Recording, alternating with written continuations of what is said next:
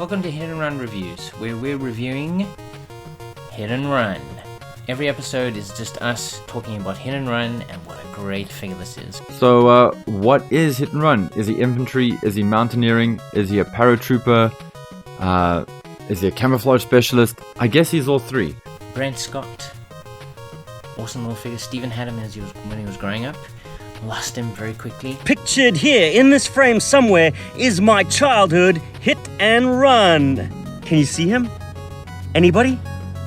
No? Haha, fooled you. You see, my childhood Hit and Run disappeared when I was a kid, so I had very fleeting memories of him. But don't worry, I got a new one.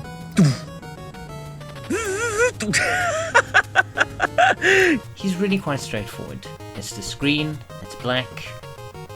Great fun. A little accent of red on his head, so you can kind of like see his night vision goggles. Otherwise, he's just completely green. He's the most green army man in the GI Joe line. In fact, I'd go as far as to say he's the coolest green army man in the GI Joe line. Probably one of the coolest details on the figure is his little belt buckle over here.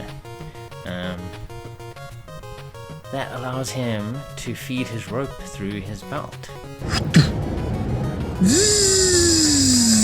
There he is, ladies and gents, Hit and Run. Not my childhood one, a replacement. But looking very dashing and showing off that feature. The loop in his belt, the thing that sets him apart, the secret feature. It wasn't featured on his card instructions, so if you knew about it, you were a lucky kid. It does, however, feature one of my favorite weapons in the GI Joe line. I love this little SMG. I can never remember what it's called. I just know the sound it makes when it takes a life. So I know obviously these aren't the same kind of guns, but Hit and Run's gun always seemed very stubby to me, maybe comically so. Is this accurate to the Colt Commando? If it is a Colt Commando. Yes, it is oversized versus the original, but what isn't? Also, his rifle has a little slot. You could attach that to the rope and have it all slide on down. We had it so good. I mean, they did not need to go this hectic with this accessory. They could have just made it a grappling hook. But we got a duffel bag with a grappling hook. And the grappling hook can be like, brought back into the duffel bag from this like mechanism over here that rotates. As a kid, and even now as a grown-up kid, I do love to like have this hooked up somewhere and have him like rappel down. But I don't get to use the feature in its full entirety because I really should like Google how to do that properly. Zip, zip, zip, fast rope descent. Unfortunately, however, the team at Hasbro saw fit to make this a closed loop. So in order to use it, you would have to untie either the grapple or the spool inside the duffel bag, which is not a very easy thing to do. He always had the backpack, which, if I remember correctly, is one of Steven's favorite accessories, if not actually it's his number one accessory. As a child, I used to take this bag and take the spool out completely. Yuck, don't need that. And I would fill it with popcorn kernels. Why? They were my stand-in grenades, that's why. Popcorn kernels! Popcorn kernels! I would paint these green or gray or gunmetal, any color but their natural one. Pop them in there, and all of a sudden, you got yourself a bomb bag. Red goggles on this green figure look gorgeous. It just pops out. They went really hard on this figure's design. Absolutely love the painted forearms and painted face. They could have just made this a standard whatever bag and left it at that, but they didn't. They gave us these cool carabiners, which I know on camera here kind of looks like he's stashing his car keys or prison keys or something like that, but it is a nice set of like carabiners for assisting in climbing. That pouch detail over there is great. I'm sure you'll agree with me. And we got a handy place to keep his very, very ordinary sword. It always troubled me that the knife... Can I try it? Yeah, try it. The knife has a square handle.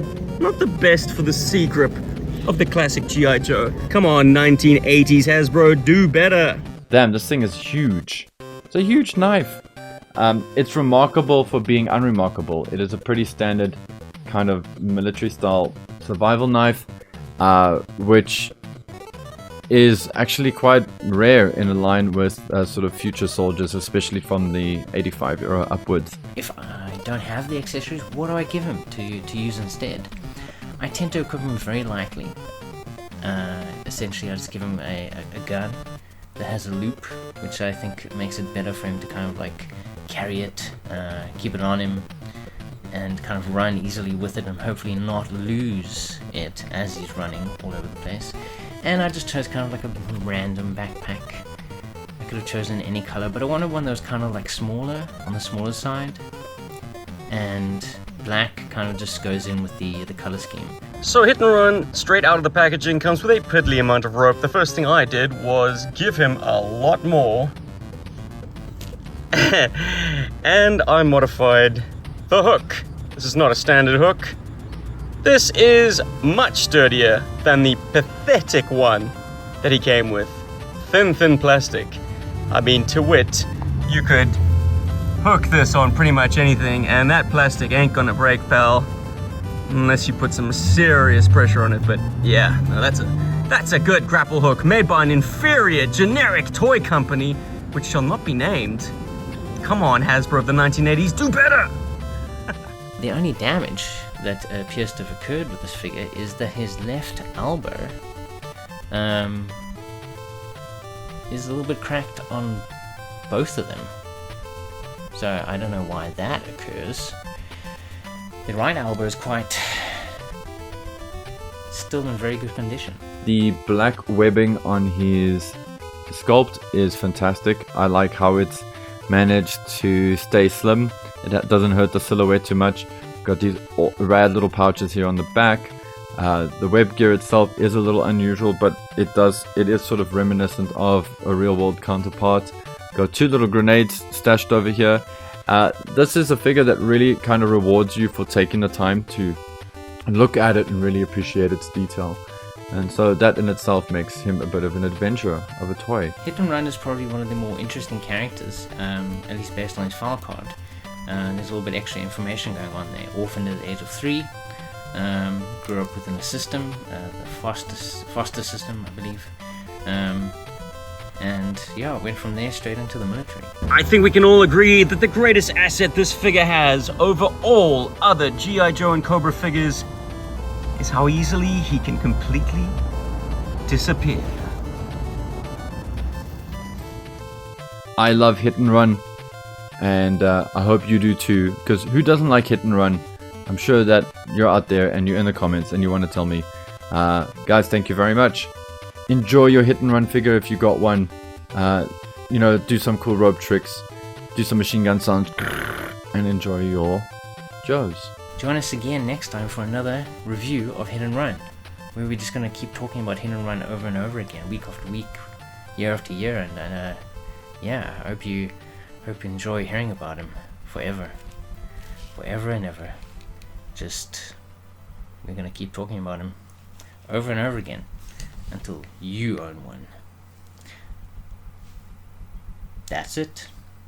Yo Joe Berg. What the actual?